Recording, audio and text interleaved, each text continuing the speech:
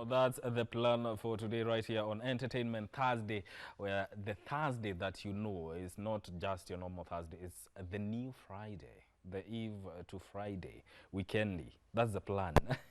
Welcome back to Good Morning Kenya. And now we shift gears and talk about the Kenyan film industry.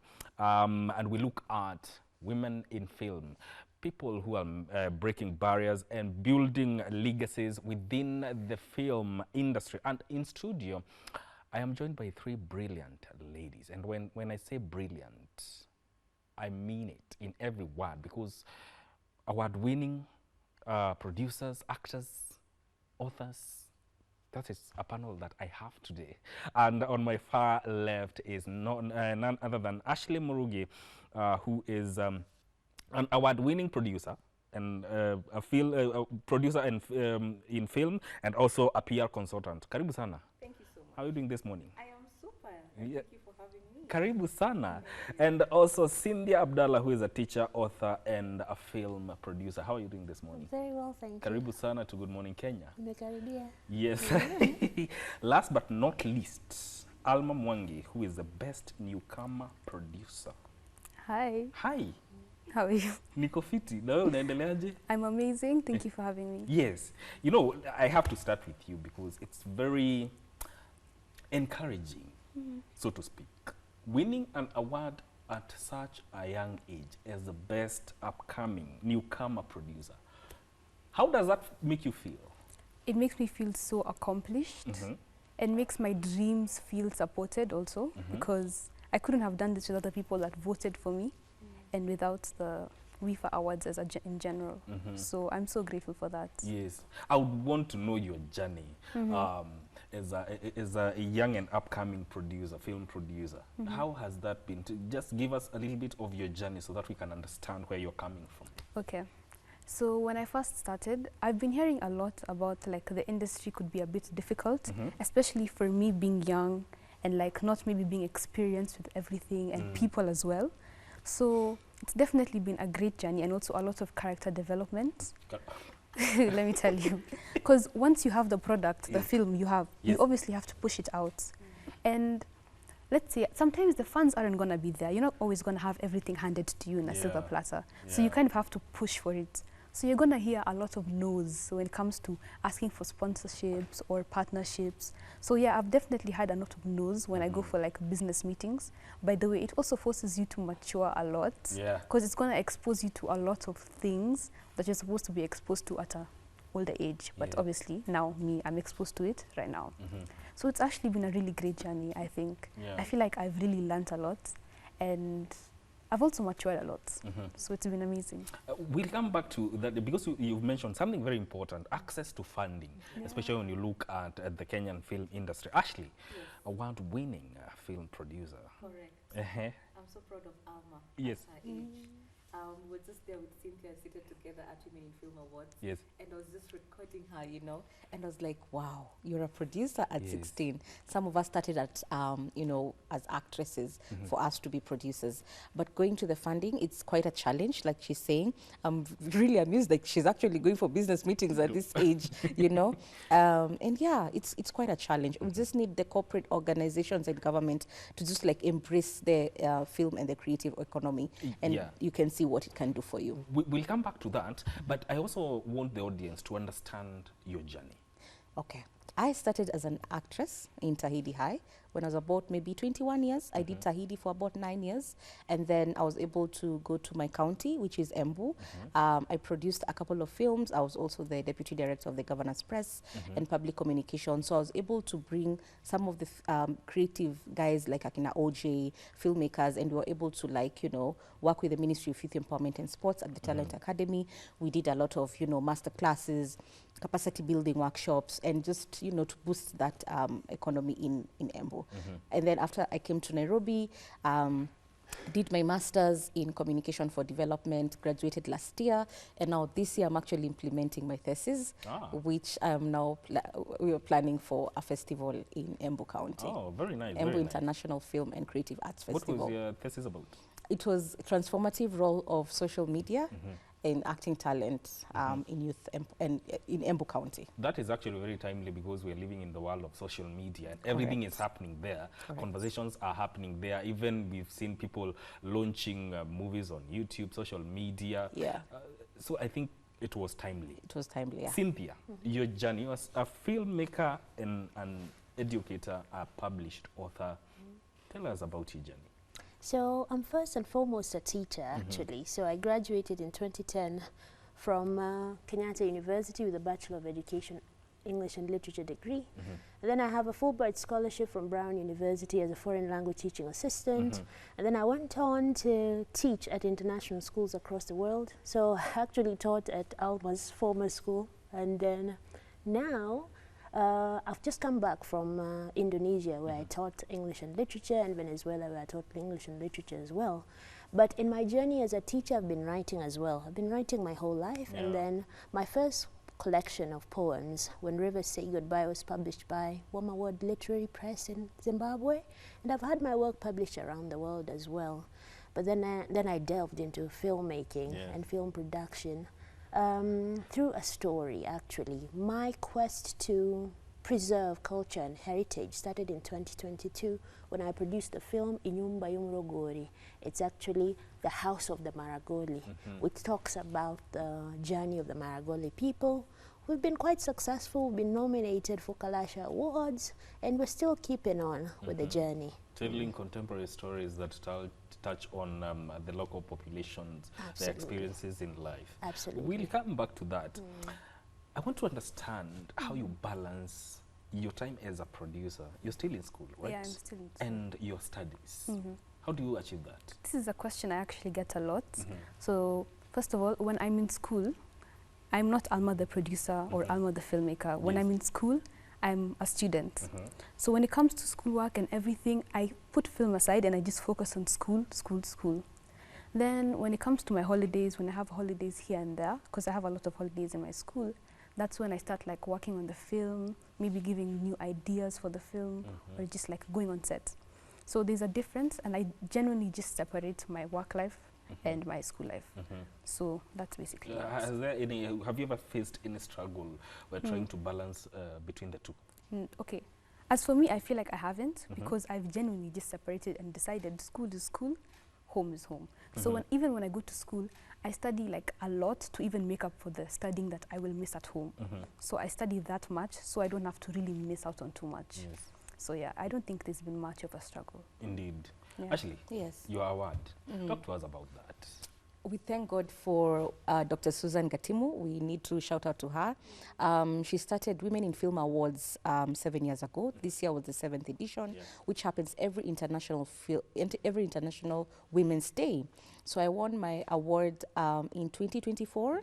We worked on a project, we were in the same program with Cynthia Abdallah called Filamu Dada. DocuBox had put a call, and they were looking for female filmmakers who can follow female leaders in this country, and then Dwara, it was a docu.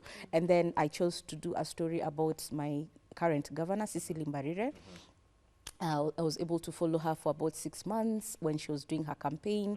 And basically the reason why I decided to do her story is because I was working in the previous government. So I, as a young director, so I could see the struggles that I was going through in that office as a young director and also a creative. So I was wondering, this lady who's going to be the first ever female governor, I need to see that resilience. I need to do her story. I understand the politics. I understand she's a woman. I am a woman. So it was more of a passion, and I was really into it. So, and then now when Women in Film Awards, we had that category of Filamu Dada, and God help, I just won the best producer. You're still doing the PR consulting? Yes, I do PR consultancy. How do you balance that between your producer work, acting, and then PR? So the beauty about PR and communications and film, it's one and the same thing. So I'm able to integrate everything. So you know, film is an integral part of communication, and it's just marketing. Market your whatever. So it's easy for me. So anytime I'm pitching to a client in terms of PR, I'm also pitching film. Indeed. So it's very easy for me. Cynthia, you are a teacher, yes, and published author and a filmmaker. Now, when you look at teaching even language and literature, does it shape the way you tell stories on screen? Absolutely, because language and literature especially is a mirror of society. We tell stories that we read about and we want to do something about. And to touch on what Ashley said, this in turn inspired my story in Tomononi Nagol. And you can tell we use even local, we use dialect as our titles for our films. So Ntomononi Nego is a story about this Maasai chief, the only assistant female chief in Maasai, in Kajiado County. So my mission as a literature teacher is to bring those stories to life. You know, the more things change, the more they remain the same. So if you go to Kajiado County, we still have these, the whole idea of FGM, early marriages, they're still happening. So we use our voice as authors and as teachers to actually bring those stories to life. And literature helps me craft the story, and then the cameras bring the visual aspect to it. As a teacher, we're always looking at 3 ways of teaching: visual, kinesthetic, audio. There are people who learn very well when they do something. There are people who learn very well when they see things visually. So those are the people we cater to. So my literature is always at the back of my mind when I'm looking at this, the stories I'm creating. But when you're creating a story, you have to have a very good start, middle, and end. You have to have a very clear character, and you have to have, I learned this on in my little master classes, you cannot have 100 characters in one little story. You have to really focus. That's why our focus was on Chief Carol, and we followed her through the journey. That's why I endeavor to actually use my background in teaching and language and literature to tell good stories. So from what you've said, it's like, from your perspective, you view film as an extension of the classroom? Yes. And that impacts, gives the kind of impact you want to see when you do a film, and it makes an impact on the people. Absolutely. You know, when you look at your work, and one of the things, one of your works is about, it's called Coastal Rhythm. Tell us about that. So Coastal Rhythms is basically a series that highlights the teen struggles that every teenager goes through.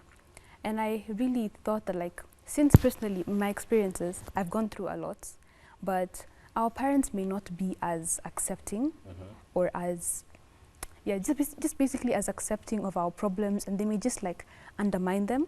So I made Coastal Rhythms to kind of highlight those teen struggles, but not in a serious, having a conversation serious manner, but in an entertaining way. But on the other hand, I wasn't just trying to solely focus on teenagers, but also highlight the problems that parents may go through that us teenagers may be ignorant towards, because we may just focus on our own problems, but not really see what our parents go through. So I kind of wanted to create Coastal Rhythms to bridge that gap and create a sense of understanding, so that not only is Coastal Rhythms somewhat educative, but also entertaining to watch as well. So when one party, let's say the parents are watching the show, they can see how the children maneuver through their day, or what problems they go through, or what they may think or feel, and understand their side. And also, as the teenagers watch the show, they can also understand what the parents go through, and also have that sense of understanding. So that's what Coastal Rhythms is about. Yes. When you look at such a brilliant young producer coming up, is this a kind of energy that the industry needs, and especially when you look at women in film, especially within the Kenyan context? This is definitely the kind of energy that the industry needs, because we need more young ladies, more young men coming up and entering into this creative world, because we have to tell these stories. These are stories that are there. Like Cynthia is saying, she's in class teaching about these things, but there are people who actually understand when they watch them. So we need guys to actually go to film schools, do these master classes. You don't need to be a lawyer only. You don't need to be a doc only. You can be a filmmaker, and that's a career. You can do a master's in it and focus on that and tell these stories. So it's very important, and that's why we are actually going uko pia mashinani. Actually, our stories, we were doing them uko ushago, you know, so that also we can, bring this film culture, screening culture to those cinema mashinani, those guys uko, called cinema mashinani, basically. Cynthia, when you look at a person like Alma, what do you make of it in terms of, is there hope of ladies making it within the film industry, especially within the Kenyan context? There is a lot of space for women to make it in the industry and for people like Alma to really shine. What we need are structures, you know? What is the structure? So Alma is one best producer this year. So what's going to happen, you know how you can win and then all of a sudden there's so many ditches along the road that these producers get lost in the mix. How do we ensure that this talent that we have tapped continues to rise and paves way for the next generation? So those are the things we should be looking at. I think there's a lot of talent, especially with young people. They just need to be supported. Even the crew that we work with are all young boys, young men and young women. But the industry needs to realize that those are the people we need to push to the front and give them opportunity. And as she was saying about fundraising, there is the film industry in Kenya is not very big. Yes. If we just sat down and said, okay, this is how we are going to help people distribute their films, this is how we're going to get, if KFC did that, then this would be a vibrant industry. And just to get a little bit controversial, you notice that sometimes a lot of nominations are coming from outsider producers. Where are your local producers? You know? Oh, we need to film, we need licenses. Why do we need licenses? We are local people. Charge the ones that are coming from abroad and give us that space to maneuver. It is a very simple thing to achieve if only you can engage good minds. And Like the ones we have here. yeah, and the beauty about it is, I mean, it starts with government. Yes. And if they can actually create spaces for the creatives to be in those offices, because they're the ones who actually understand the industries. You cannot have someone in a different field and then just put that person as maybe the head of tourism or the head of whatever. It's crazy. You need a creative who has gone to school, who understands the industry, understands the systems, policies, and now they can create those policies and make it like an industry in this country. Yeah. Having worked within the Kenyan film industry, what do you make of it so far? Okay. I feel like we all have like a lot of creative minds. Like everyone is really creative, and I feel like majority of the crew and the leaders in film are really passionate about what they do. And also they know how to make it fun. Like personally working with my crew and my cast, it's really, really enjoyable. Like nobody is just ever just fully focused on work, no conversations, no nothing. People are very nice and very friendly. So people are really nice. It has been a good... For me, it's been a good experience. I have had no bad experiences so far. Yes. Yeah. We're coming back to continue with this conversation after we take this short break. Stay with us.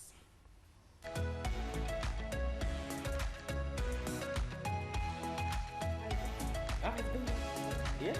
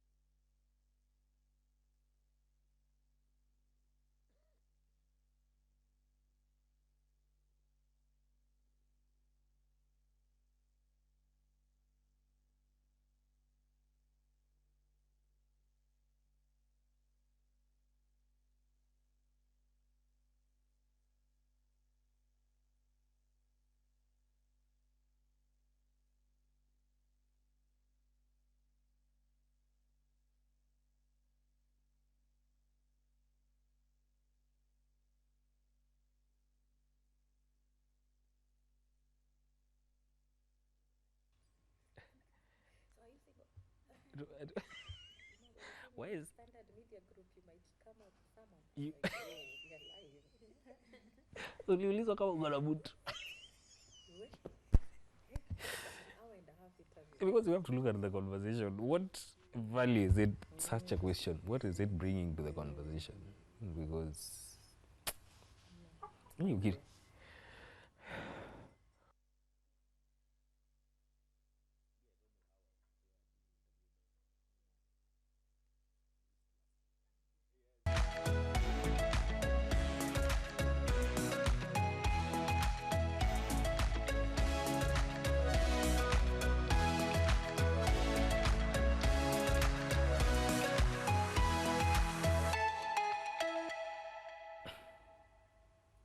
It's all about ladies who are breaking barriers and building legacies within the film industry in Kenya. We're talking about women in film. Let's talk about Filamudada, Cynthia. You have worked together with Ashley. Tell us about it. The experience was actually quite eye-opening. There was a call-out, of course, and then we sent out our proposals, and 7 of us were chosen. So it was you and your director, and each of us had to follow female leader. So it was during the campaign period. So a lot of people went the political way, but we chose to go the grassroots way. Well, we decided to follow Chief Carol. But all in all, the experience was so good that we got mentors. People took us through the journey. They taught us the ropes of producing and creating a really good story. But of course there was a gap because of the funding. You're receiving this much funding and this is how much you need for the project. So we had to go out of our way to make sure that the projects came to life. And then you talk about the licensing and all the other things that come with creating a film. And here we go, we have this, these films that we have produced. I mean, it was a great experience. And when we launched the films, it was really good to see the female leaders come and support. They were all there. Cecily Mbarire was there. Sabina Chege was there. So the women came. The Nairobi women rep was there as well. Yeah. So it's, Pasaris. yeah, Yes. absolutely. So if we can have, you see, there's so much support, like physical support, but if we could just have now a more structured support, we could really do amazing things. How was it for you, Ashley? It was amazing. It was really amazing. After being given a chance by the former governor, Wambora, because of being an actress, I was like, I had a proposal. I wanted to do a film that was supposed to be distributed in Netflix. The budgets were very high. And then he really liked the idea. I was like, you're the daughter of the soil. I want you to come to the county government, bring your people, and so that you can be able to implement this. So he saw the vision. I like it. Such leaders, amazing. I relocated from Nairobi, I went to Embu. I said, God, help me. God, help me. You have faith. 3 years we were in Embu. Did a lot of productions in Embu with the youth there. And then now coming back to Nairobi when the call was done, that's when now I said, let me do her story. I did Cecily's story, and then it was quite challenging. Even, you're dealing with politicians, you're dealing with, the people on the grassroots. So you're from the previous government. So everyone is like, what do you want? What do you want? You understand? So there's that. But basically it was amazing. We were even able to go to the Netherlands after the productions. I think that support, we got funding from the government. We were sponsored by the Ministry of Sports and the Kenya Film Commission. We all went, all the ladies went. Cynthia was working somewhere, but she sent someone. Yes. So we all went to the Netherlands for the Movies That Matter Festival.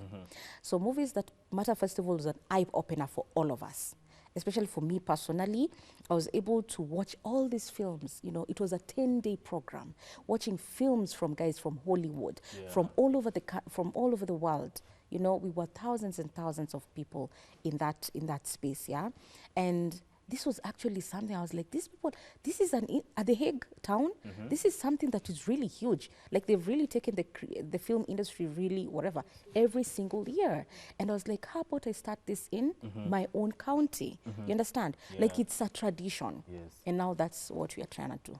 Yeah. That is very important. Yeah, we thank God for the Gava as well, as we are complaining. And actually, we also like and actually that, Cynthia, means that when you look at the county level, there is potential. Yes. When it comes to support, and probably maybe in the future funding. So there's potential because you'll be telling stories from that people in the grassroots can identify with. Yes.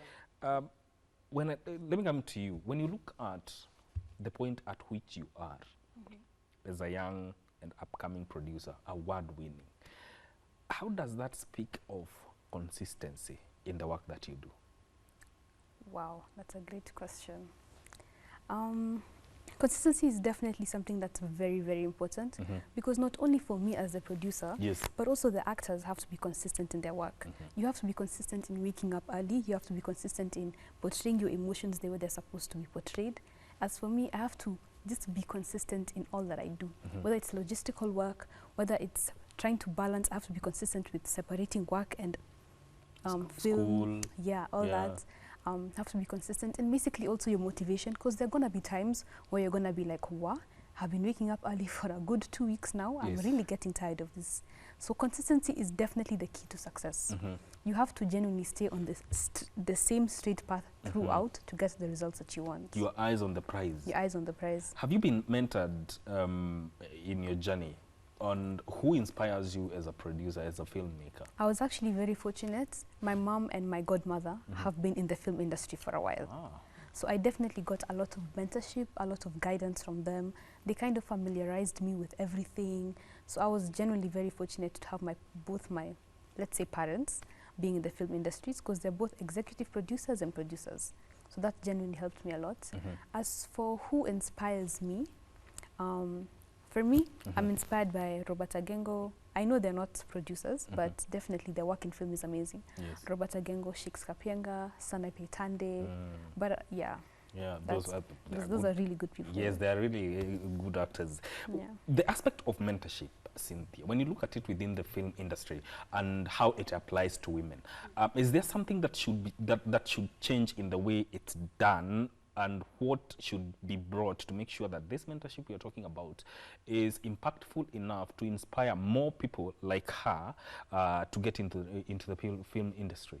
Absolutely, and I'm going to piggyback on what you said, consistency. We're talking about consistent film festival throughout every year in the Netherlands. Where is our consistency? The thing about us is we tend to start good things and then they falter along the way.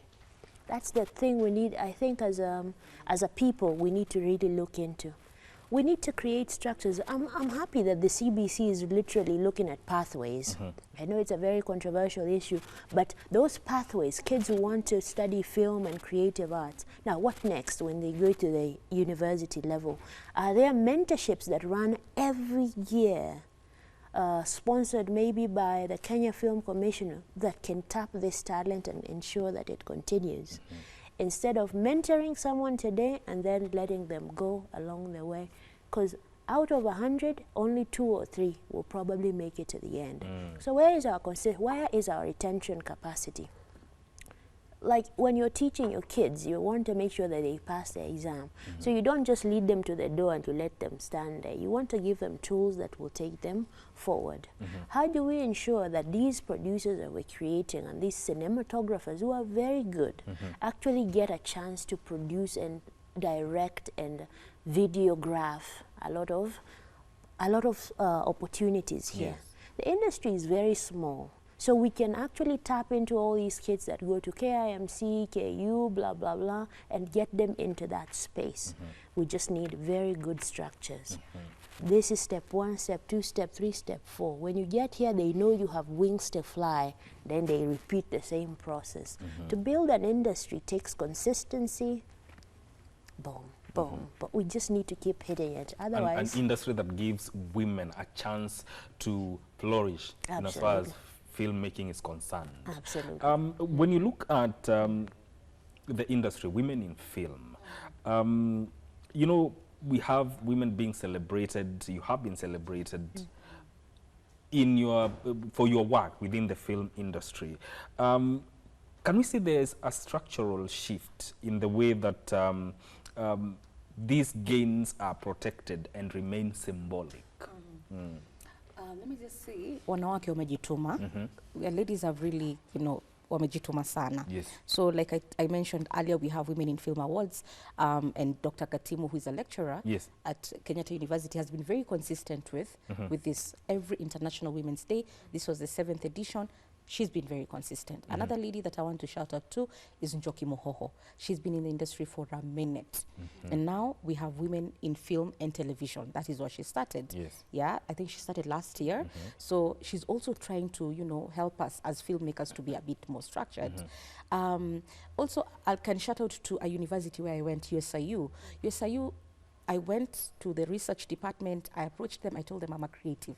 I'm an actress. You guys have an undergrad in film. Now, can we do something? Now, I've been given a contract by USIU where I was schooled as a mentor.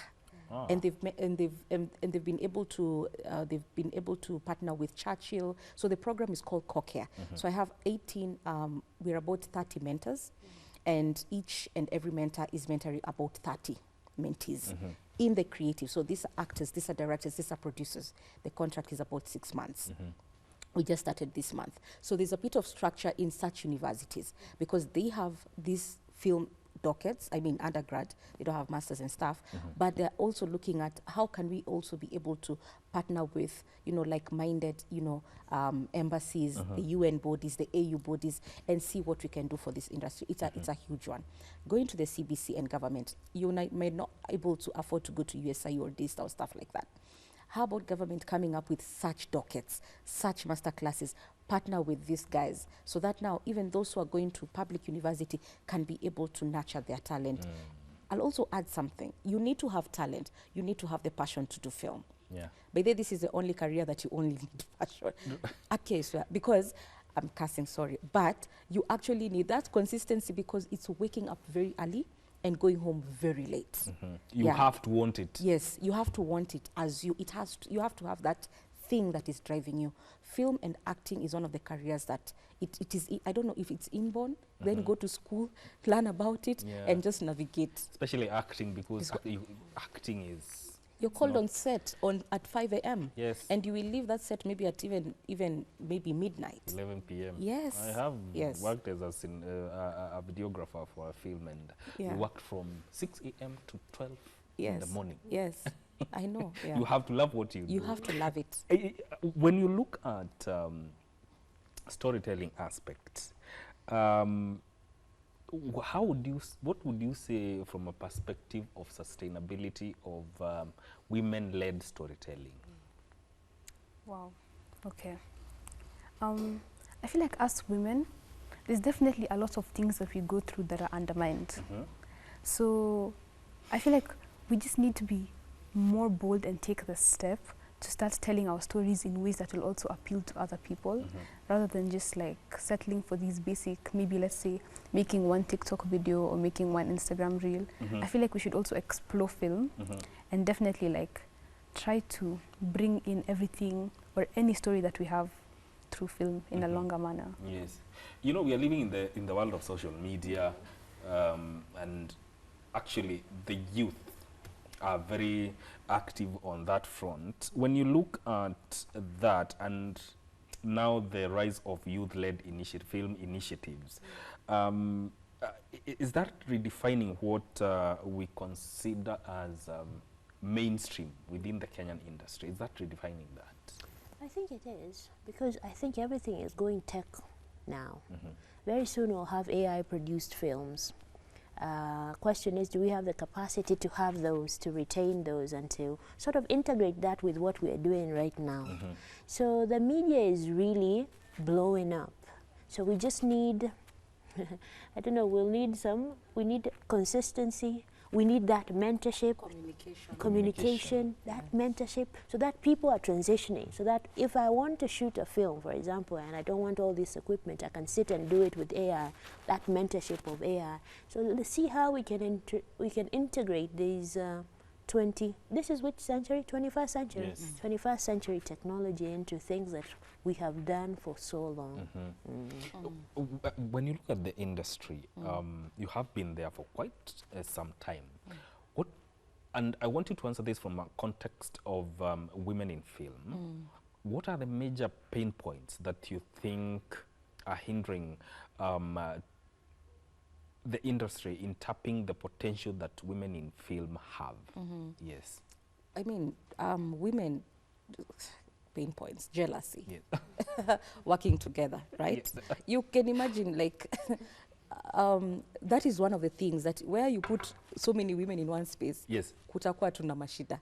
There's going to be a lot of problems. Na inakuanga hivyo kwa nini? I don't know. It's That's a why we. stereotype. With her, it's always like that. Women have a lot of potential, but when one woman sees this one is doing this and this, there's that jealousy, there's that talking ish and all that. People need to just respect each other, respect each other's work, and just work. And do your thing, you know? So that is one of the things that I even saw in a certain group where one of the founders, women, started something, and then all the women went against her, and then it was just so crazy, and she had a very wonderful idea, you know? So that is one of the pain points. Another pain point is maybe a lady, you know, going to look for funding somewhere, and then now these people are just looking at you like a very beautiful lady. They're not listening to your ideas. Yeah. They're just looking at you and wanakuzungusha. They just want you to keep on coming to the office. That's what some of us go through, you understand? Instead of just like, tell us this is it or this is not, so that now we can move on. Yeah, like adapt our ideas, listen to us, don't think about anything else. So those are some of the things that as women go through. And it's not only the film industry, I believe, even in the media industry, you know, being in that boardroom and the only thing that people are seeing is your beauty and not this. You understand? So those are some of the things, but we just continue. You wanted to I say wanted something? to add to what Ashley is saying, especially the first point, and I would probably attribute that to, you know, when you're all scrambling for a small piece of cake, there's bound to be jealousy, right? Yeah. There's bound to be one wanting to be better than the other, because the system has not been created so that everybody feels like everybody has a little cake. So if Ashley is succeeding, I'm already worried about my place. So if I don't have my place, so how about I bring her down, which is probably the animalistic side of the human being, right? But if we had a structure, this is, for example, this is Filamu Dada, this is what we're doing this year. Next year, all of you are having this, like that. Everybody, then Apple, when it comes to jealousy, that one is now a personal issue, right? So at the end of the day, we need to look at why are people scrambling for this small piece of film? Because sometimes you have to be somebody, you have to be known in a certain way to receive that piece of cake. And then she talked about, what was your second point? The beauty, the stereotypication of women and beauty. That comes down to the society, and that's what we do in literature. How do we educate our kids to understand that there's that equality, women and men, when they come to for an opportunity, they are treated equally. Because, then women don't have to worry about looking beautiful and going into a studio, right? She's seen for what she's bringing to the table. Exactly. And that is something I think people need. It's about mind shifts. Thank you. In terms of how people view things, and especially when they things that are women-led. Alma, when you look at the young talent and the future that of the film industry in Kenya, can you say we are investing fully in training, enough training, mentorship, and protection for even child actors, child producers? Okay, in my perspective, I believe we can definitely do a lot better. Because even as a young person right now, as much as there's a lot going on for me right now, there are times where I feel like I still don't have the support or that like mentorship that they were talking about that I could have gotten if maybe I was given more attention by the government or by like other organizations that could help me. But definitely I can see a few child actors, and not many children are in the behind the scenes type of areas, but there's a lot of child actors that are definitely doing well and that are definitely being recognized by a lot of people. But I feel like when it comes to behind the scenes, there is less of that support and less of that push to make children like really embrace and realize that you don't always have to be on camera to be successful when it comes to film, but you can also be successful behind the camera. So there isn't that push or that like availability by people or the government as well to like just lets children embrace their talents regardless of being on camera or at the back of the camera. Because you find that some of them may want, I want to be an actor. Yeah. You forget that beyond that, there are producers, there are videographers, script Yeah. writers, which is something that also is part of filmmaking. Yes. Just to add something on that. Yes. I love it. I love it. And it's actually a challenge for us who have been in the industry for a long time. And also, we need to start these programs from primary school going up. You call them nowadays junior. Yeah, Junior and secondary. Exactly. For example, I'll give an example. As I've said, we are doing a festival in July to August, right?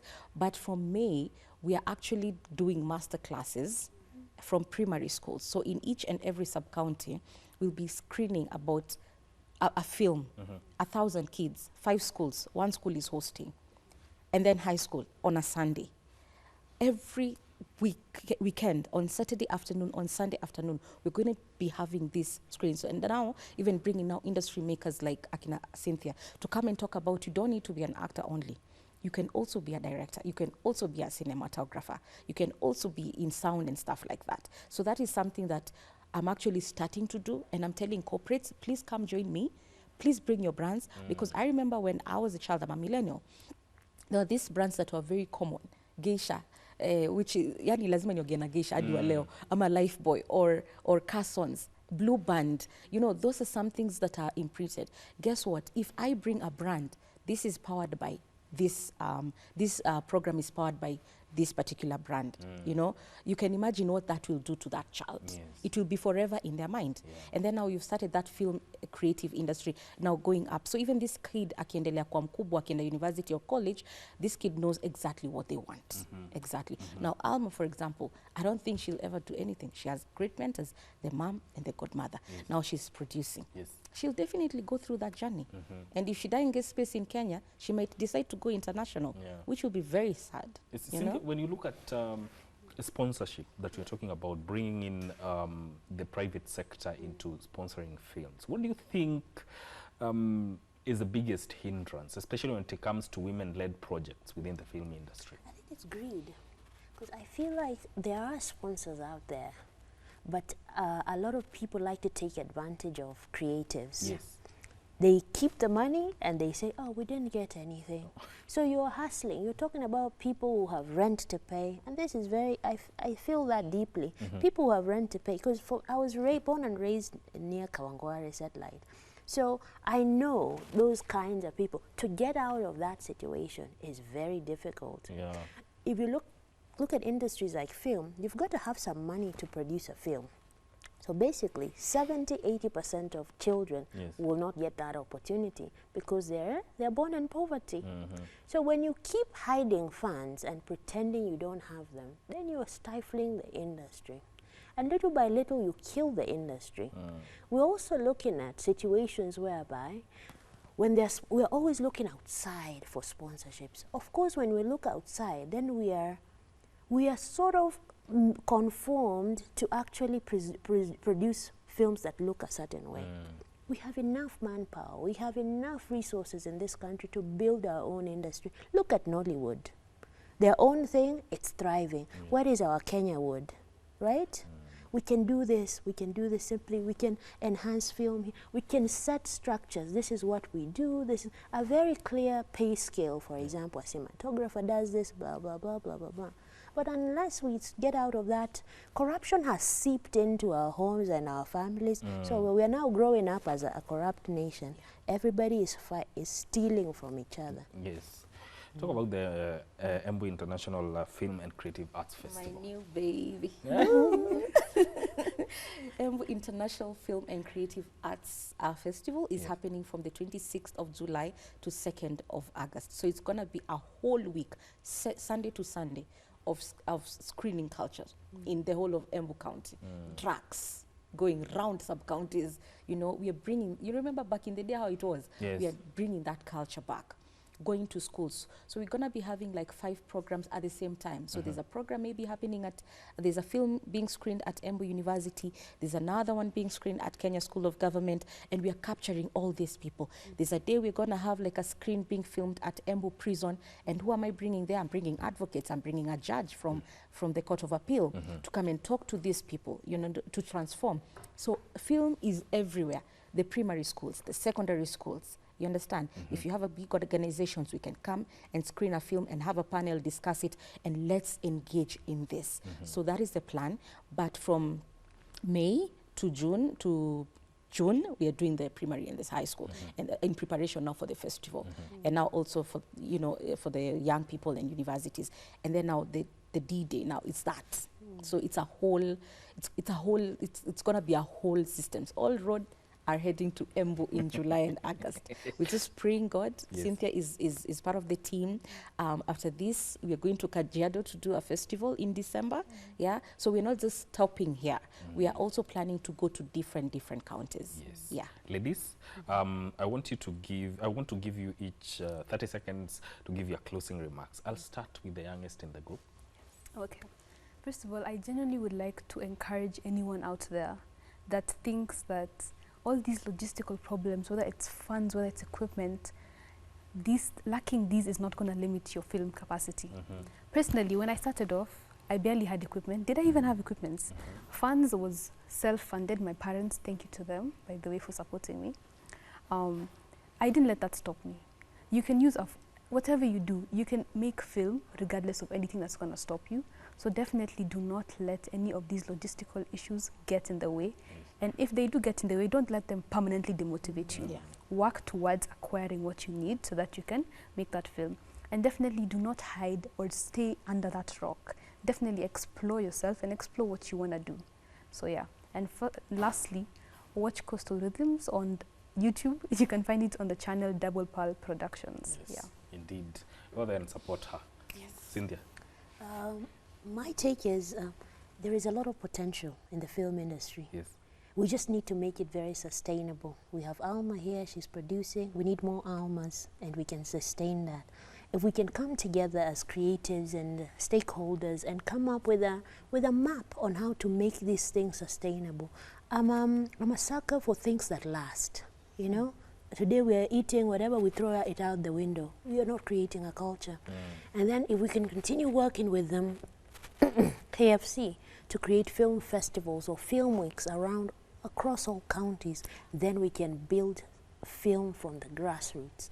We don't need billions, we just need equipment, but the support in other kinds, you know, other kinds to make this sustainable. Indeed. And to all those creators out there, just keep telling your story. Yeah. Keep telling your story. Ashley, quickly. Mine is to you know, Kenya Film Commission is happening, Kalasha International Film Awards. So if there's any creative who wants to understand what happens in the film industry, it's happening from the 29th of April to 2nd of May. That is at KICC.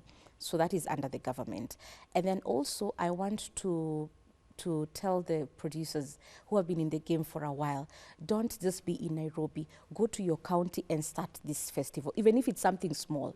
Just start something in your county. We are all in Nairobi, but there's a lot of potential in all these 47 counties. Yes. Go back to your county, start something, and you never know. Don't wait for the government to do everything for you, because they will not do. It will take time. Just do you. Ladies. And please follow Embu International Film Festival on Instagram. Ladies, I appreciate your time so much. Thank you. Nimeshukuru sana for coming to talk about matters to do with women in film, especially within the Kenya film landscape in the country. I'll be speaking to Cynthia Abdallah, who is a teacher, author and film producer, Ashley Murugi, who is a film and PR consultant, and Alma Mwangi, who is an award-winning Best Newcomer producer. Thank you so much for making time. This is where this conversation ends, but Entertainment Thursday roll call to the weekend starts in a bit. Stay with us. My name is Mike.